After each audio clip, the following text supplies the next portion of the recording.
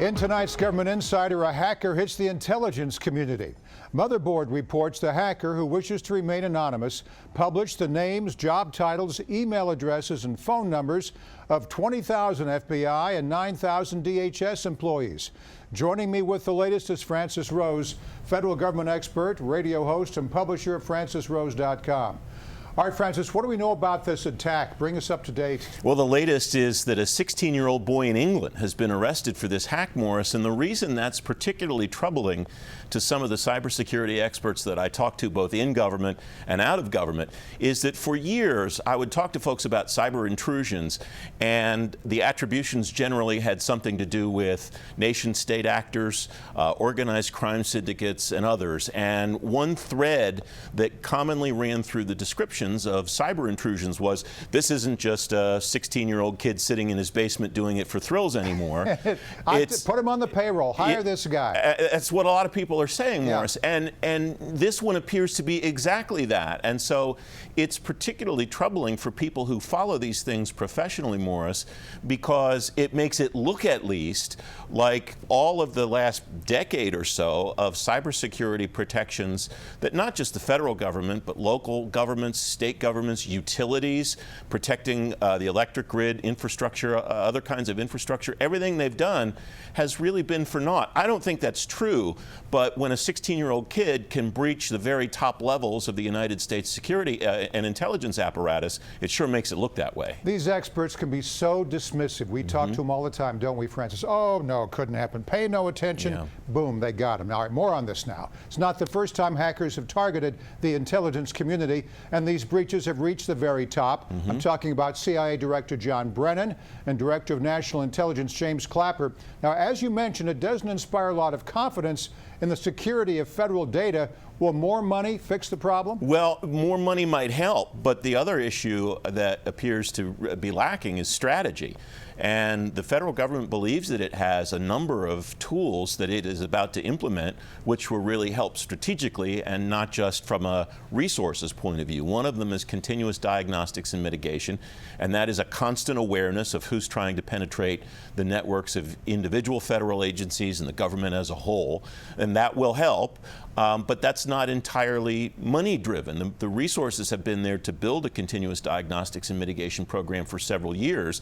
The problem has been implementation and getting it up and running fast enough, as witness these cyber breaches that we've seen at the very top levels of the intelligence community. So it's not just money, it's deployment, implementation as well, Morris. You're exactly right. Let's move on to the financials of the U.S. Postal Service. For the first time in nearly 5 years, the service actually reported a net profit of $307 million. Finally, some good news. What happened? Well, there's good news and bad news, as there usually is, Morris. And the good news really is what you say, over $300 million in profit in the last quarter of calendar 2015. The bad news is the good news isn't really good news, because it looks like a one-shot deal.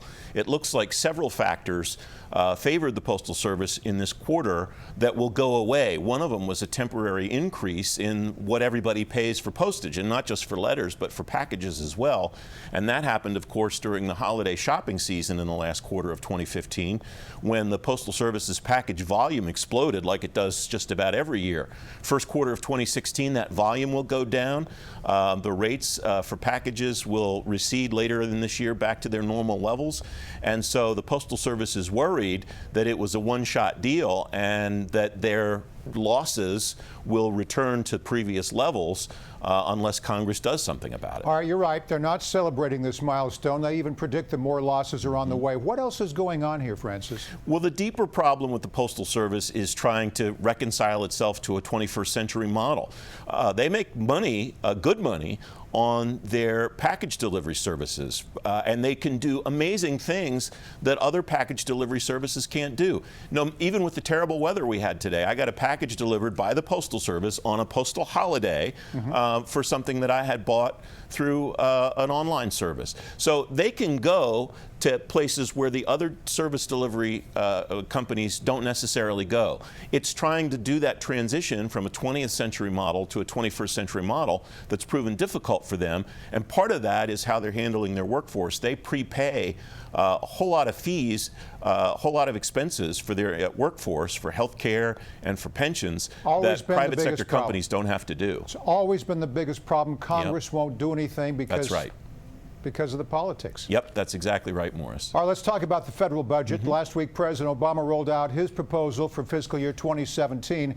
It would spend a record $4.1 trillion. Then on Friday, House Speaker Paul Ryan delivered a message to conservatives.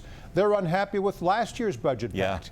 It boosted spending for the Pentagon and domestic agencies. Ryan says you're stuck with it. Tell us more. Well, he's essentially right. I know that's probably not what the members of the House Freedom Caucus and other conservatives in the House want to hear, but Congress made a deal. The House and Senate made a deal with the President. The President signed that deal. And so the spending level for fiscal 2017 is already set. There are some members of the Freedom Caucus that are saying we don't like that. It's too much spending and we want it to be a smaller number. Could it be a smaller number? It could be, but it would involve essentially going back and renegotiating a deal that they've already done, tearing it up and starting over again. And what Speaker Ryan is essentially saying is that he's not interested in doing that, that he wants to look forward and he wants to start focusing on fiscal 2018, which would be the first budget that a new president would have authority over, and essentially get this year's budget done. So far, that's not going over real well, and it will be interesting to see as the budget battle starts, probably earlier this year than it has in many years, how this all plays out, Morris. Real quick before you go, President Obama wants to give federal workers a 1.6% raise next year.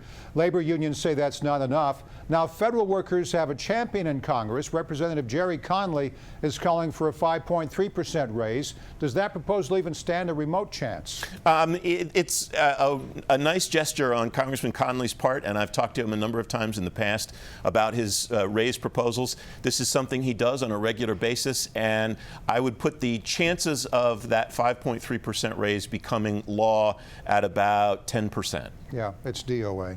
It's a political year. Good to have you on board. Francis Rose, federal government expert. We'll see you next time, Francis. Thank you, Morris.